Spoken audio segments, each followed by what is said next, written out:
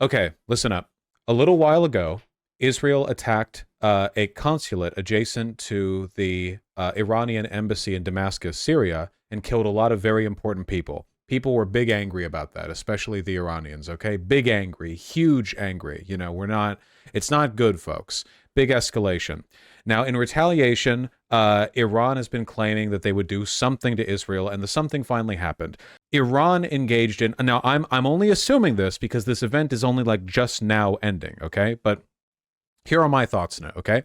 Iran, in partial conjunction with the Houthis in Yemen and Hezbollah up in Lebanon, mounted a barrage of deliberately ineffective attacks against Israel. Why deliberately ineffective? Well, Iran needs to maintain clout with its many, many, many Islamist terrorist group proxies in order for it to maintain control of them. Iran has pretty strong ties with the Houthis, with Hezbollah, with a bunch of Islamist groups in Iraq and in Syria. I mean, Iran has ties everywhere, and a lot of these groups are motivated primarily by, for one, Islamism, right? Either like, there's a million branches of that, right? But religious fervor. A lot of them are motivated by like national regional concerns, like regional autonomy or fighting against this group or the other. A lot of them hate Saudi Arabia. A lot of them hate America. All of them hate Israel. That's a unifying force right there. So Iran can't just take a hit to its consulate, laying down. It needs to do something about it. But Iran also does not want an actual all-out war with Israel. Now, I think that Iran would do better than we expect in such a war because Iran is very large, very populous. It has a large and well-funded military. It has a great deal of national and religious fervor. And, what's more, it's a gigantic natural mountain base. I mean, the entirety of Iran is like super duper duper fortified. I think that in a war between Israel and Iran, leaving aside the fact that Israel has nukes, Iran would do better than a lot of people expect because of its geography, the fact that they're separated by, Iraq and Turkey and a bunch of other factors. That being said, it would still be ruinous for both nations. So Iran doesn't actually want an all-out war. So we basically have confirmation that prior to this barrage that they fired at Israel earlier today, Iran reached out to both the United States and Israel to communicate the attack with them. So what does that mean? Well, we don't know exactly, but my guess is what Iran did was say, hey, look, we're not going to take this lying down. We are going to do a counterattack in reprisal. We can't allow your attack on the consulate to go unanswered. However, our attack is going to happen at this time. It's going to be comprised of roughly this kind of weaponry. It's going to be kind of like this, and it will be launched as a finality without intention to blow this up into a greater regional war, without intention to prolong it. This will be our final response. So if you let this sit, we can be done with it, and we can put an end to the escalation. That's my guess for what Iran said. Yeah, a tit for tat, basically. Like, let this be done. They told Israel and America this, and then today, they launched their attack, which was comprised mostly of deliberately ineffective weaponry, mainly because they have to fire all these drones and missiles across like 1,000 kilometers of open space, most of which is controlled by, enemies of theirs. The Jordanian Air Force, the U.S. Air Force, the Israeli Air Force were all having a ball shooting down and intercepting all these drones and missiles because they can. They knew this was going to happen. The point is, Iran doesn't want to do anything that would provoke Israel into continuing to escalate the situation. Now, as of right now, it seems like the barrage is mostly over. It could continue past this point. And note, I'm making this statement at 5:20 p.m. PST. So if anything happens past this point, I can't see the future. I'm not magic. I'm real cool, but I'm not magic. Thank you. So I don't know. But at the moment, it seems like, If Iran wanted to hurt Israel, they could, right? Like, Iran is a pretty big military. I'm not saying that Iran could, like, effortlessly wipe Israel off the map. I'm not being, like, a chauvinist about this. Like, glorious Ayatollah could easily. No. But, like, if Iran wanted to hurt Israel, they could. This wasn't that. It was saber rattling. It was performative. It was theater. It was designed to maintain Iran's clout, to not let the attack on the consulate go unanswered. I firmly believe that is what it was structured and intended to be. It seems like the meaningful damage from the attack was a 10-year-old boy died from shrapnel from an interceptor fired by Israel to intercept Iran's barrage. Still Iran's fault, of course. Right, and the ballistic missile strike at an airbase. My main concern right now is what is the response going to be from the West and from Israel specifically, right? Because Israel can do one of two things. Well, it can do one of three things, okay? Israel can not respond. Israel could just say, like, wow, Iran, that was really messed up of you, man. You really hurt my feelings there, man. Come on, man. And then leave it be. That would be nice. That would be nice. That would be cool. That would lead to a lower number of deaths than the other two possibilities. The second possibility that they could go with is another performative retaliatory strike. It would probably be one launched from Israel against Iran rather than against Iranian proxies. If they wanted to be performative in the same way that Iran was, they could let Iran know beforehand. They could say, Iran, we can't let your attack slide, so we have to do our thing, because otherwise, blah, blah, blah, and then they'll attack like something of symbolic or military value in a way that leads to minimal, hopefully zero, civilian casualties. That would be a responsible way for Israel to engage, Obviously, it'd be nice if we could all like play along and everyone could dance and suck each other's dicks in a flower field, but I understand that on a geopolitical level, it's really, really, really bad politically to just let a barrage of drones and missiles strike your territory and not do something about it, especially because Iran is like considered to be a terrorist state by the West, which is, of course, because it is a terrorist state. That's it, like very openly one. So, it would be bad optics for Israel to not do anything about that, to not respond in any kind of way. The third thing that Israel could do in response to Iran's barrage is a disproportionate counterattack. That would be like they do not warn Iran beforehand. They do a full-on attack, like commit military resources to it, and kill potentially a lot of people. This would be bad for everyone. For one, it would be bad for human life. Something I'm told is pretty cool. It would also be bad in the sense that it would not serve Israel's long-term goals. Because A, that would mean that Iran would have to do the same thing back, which they've already threatened to do if Israel responds, by the way. And B, it would make all of those proxy groups aligned with Israel that hate, aligned with Iran that hate Israel, really, really, really angry. Hezbollah and Hamas already cause a decent amount of trouble in the region. A disproportionate reprisal into Iran would make them salty, or at the very least, it would make Iran salty. And Iran has a lot of sway with these groups. So yeah.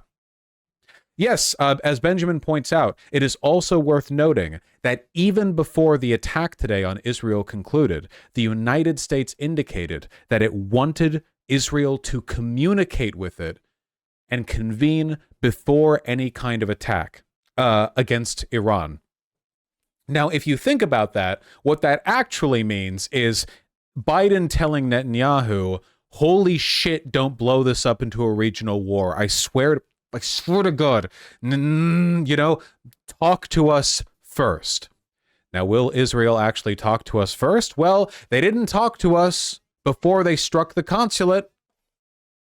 The IDF did not communicate with the United States before bombing an Iranian consulate in Syria, killing diplomats and military officials. So, we don't really have a tight leash on them. Yeah, apparently right now or sometime soon, Bibi and Biden are going to talk. And I know what Biden's going to say. He's going to say, yeah, we're sorry you were attacked. Please don't start World War III. Bibi, Netanyahu, don't do it. Please, God, I'm sorry that you were attacked. That must be really hard for you. Please don't. Please don't start World War III. That's what the conversation is going to be like, more or less. You know, I'm feeling it. I can tell. This conversation came to me in a dream. That'd be bad for the economy. It'd be bad for everyone. You know, it wouldn't be good. It'd be bad even. Not good. So that's the long and short of it, you know? I think that considering the circumstances, Iran engaged in an attack which was proportionate as a saber-rattling move and was managed with relative responsibility. Now, I say that knowing that it is currently 5:27 p.m. PST, and it's also possible new developments have happened in the past 10 minutes that I haven't seen because I've been doing this, and also that new info might come out. But my understanding at the moment is that their response was designed to be easily intercepted, and that the damage that has been done meaningfully is much lower than the damage that Israel did with a single targeted strike. One single strike on a consulate killed more people, did more damage, more diplomatic damage too, than this massive salvo of cruise missiles and drones and what have you. So again, that could change in the future. I can't see the future. Maybe right now the final ballistic missile with a dirty nuke is sitting in it and hurtling towards Israel. You know, I don't know. I don't think that's true, but I'm not psychic. Yeah, Mir, I think that might be old news. It's fine. It's fine. Okay. Just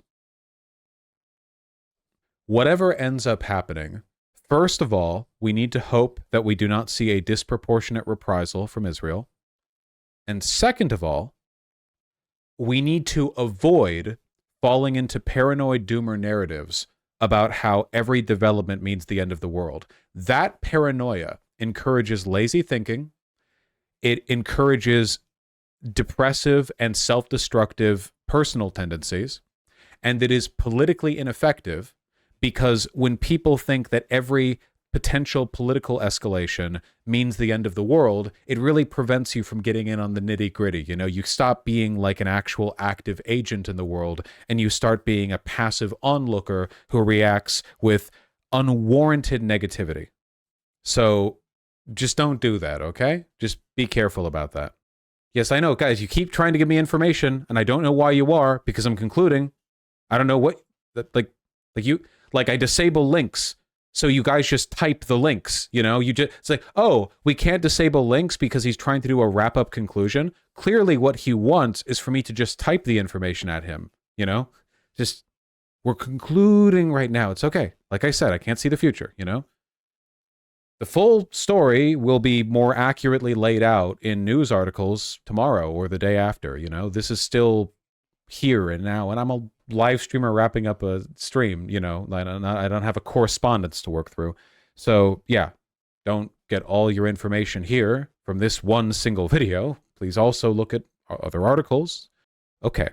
So, yeah, don't do that stuff, you know? Don't do that stuff.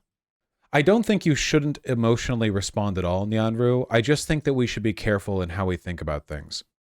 You know, pardon me for waxing nostalgic about a mentality from a time period that I literally wasn't alive for, but I feel like you had to develop a pretty thick skin for this sort of thing during the Cold War, right? Because everything that happened during the Cold War would have been more, it's over, the world is ending, than anything happening today. Like the 5 minutes to midnight doomsday clock, it's bullshit, by the way. It's all just attention grabbing from a bunch of bullshit artists. Fuck those guys, seriously. They go look and actually compare where the doomsday clock is at different points in time. It's like, wait, hold on a second. Are they just making it closer and closer and closer now for fun? Are they just doing it because it wouldn't be very good press if they were like, oh, wait, we thought about it and actually, no, we don't think, we've been 5 minutes to midnight for 40 years or whatever. So I don't know. Okay. Jesus Christ, you know, I don't go for any of this. All right. The world is very complicated and the institutions in the world are very deeply entrenched. I think a problem that a lot of people have is they think too little of the entrenchment of those systems. Think, for example, of communists who keep wondering, how is capitalism not collapsed yet from the weight of its own internal contradictions? Well, if you read the damn textbooks, you would know The prevailing ideology is the ideology of the ruling class, dumbass. Why don't workers understand how they're being exploited? Peep the textbook. Workers in the West, at least, are treated better today than they were a century ago. Why would you think the contradictions are mounting? They're not. As it turns out, systems, even flawed ones like capitalisms, are very, very good at entrenching and reinforcing themselves. And that goes for geopolitics too, you know? For all the bickering and arguing and, border conflicts and tension, for the most part, we live in an era of unprecedented peace. And there are just too many people with too many thumbs on the scale for individual irrationality, usually to break out and control so much. You know? I mean, not to be reductive, but the invasion of Ukraine from Russia, which was an insane move, by the way, how much has that materially affected your lives? Don't answer if you're Ukrainian.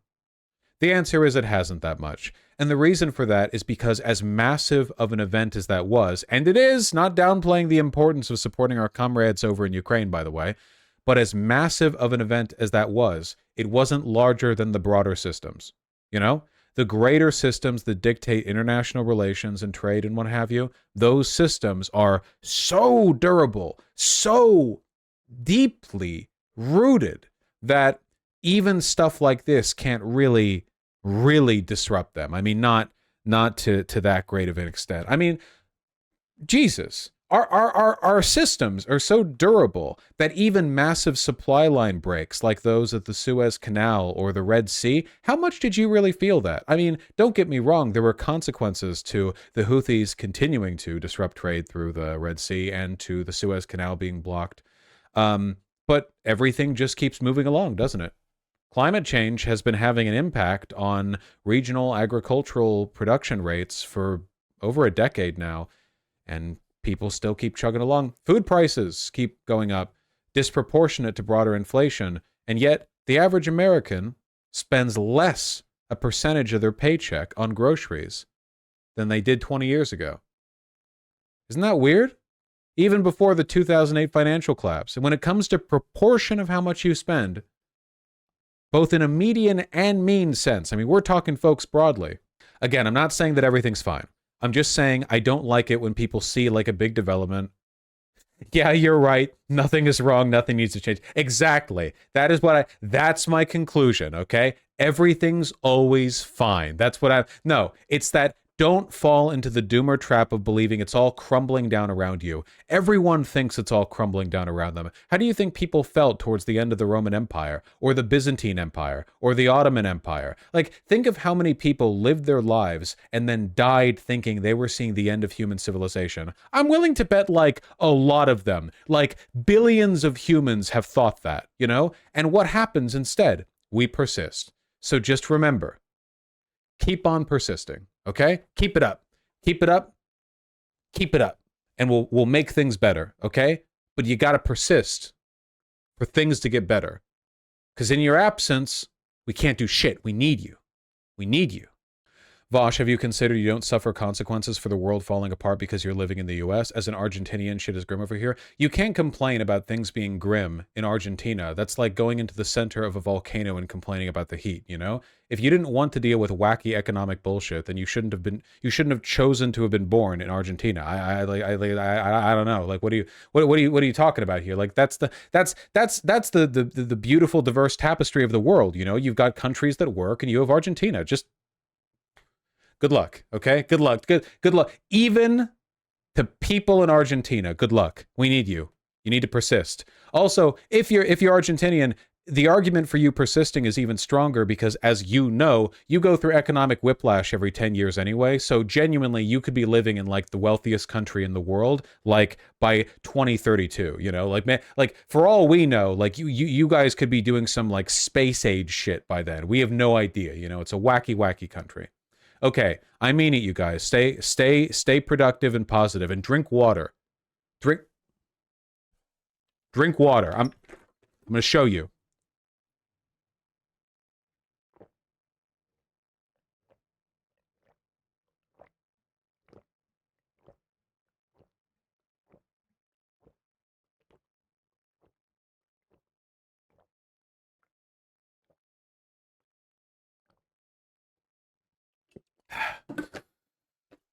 Drink water. Keep that in the VOD.